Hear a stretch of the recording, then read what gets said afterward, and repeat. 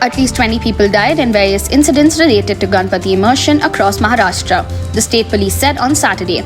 20 people lost their lives in various incidents related to Ganpati immersion. 14 people died by drowning, said the Maharashtra police.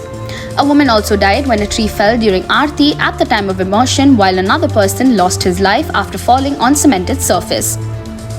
Also, 11 people sustained injuries due to electric shock during the immersion procession.